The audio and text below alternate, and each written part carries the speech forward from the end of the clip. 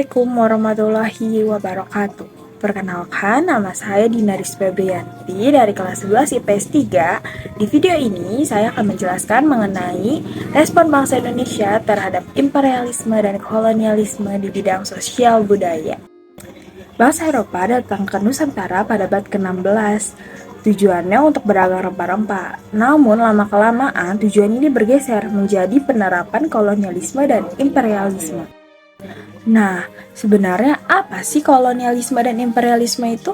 Dan bagaimana ya kira-kira respon bangsa Indonesia terhadap imperialisme dan kolonialisme di bidang sosial budaya? Yuk kita simak videonya sampai akhir.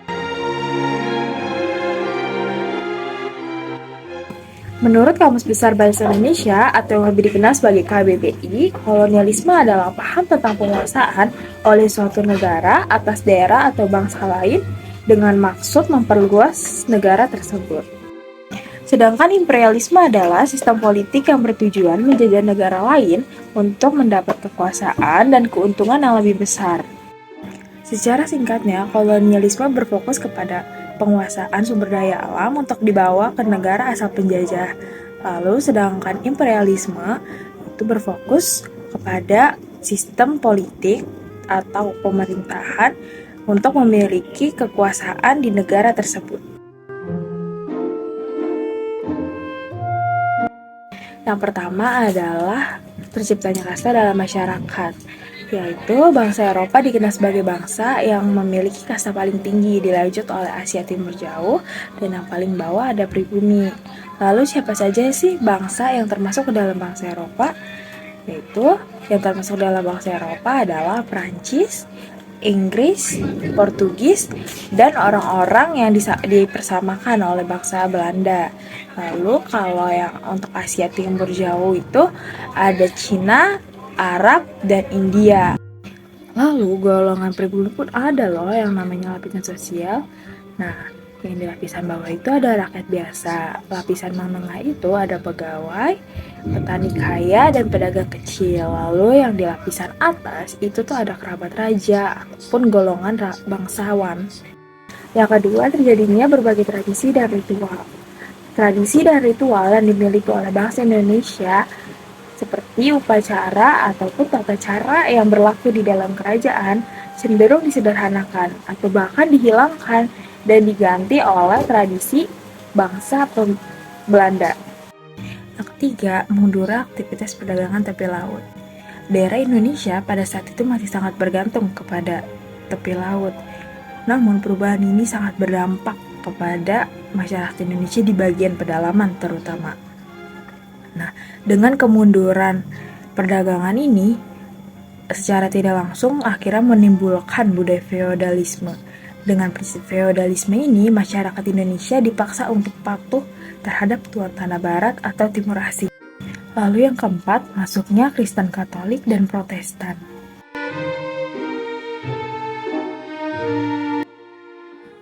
Kolonialisme dan imperialisme di Indonesia sangat berpengaruh besar terhadap kehidupan masyarakat Indonesia.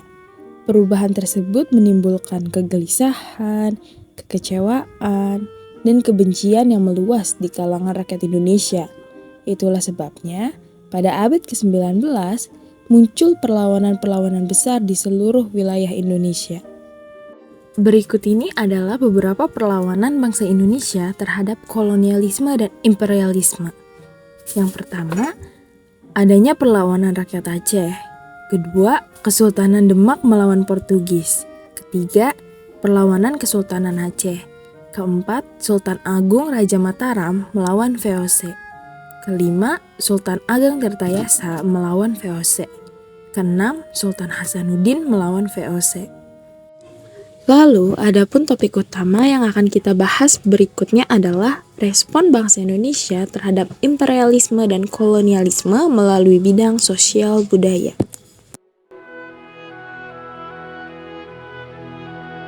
Menjadi ciri khas pada masa kemerdekaan, umumnya karya sastra turut membentuk identitas nasional dengan penulisan menggunakan bahasa Melayu yang kelak akan menjadi bahasa nasional, yaitu bahasa Indonesia.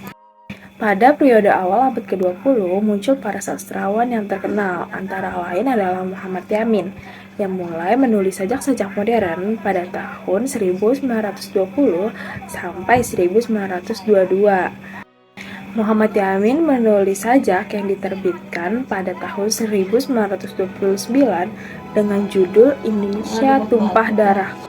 Lalu ada pula Mara Rusli yang menulis sebuah novel legendaris berjudul Siti Nurbaya yang menceritakan tentang kisah cinta tragis akibat adanya benturan antara nilai-nilai modern dan tradisional.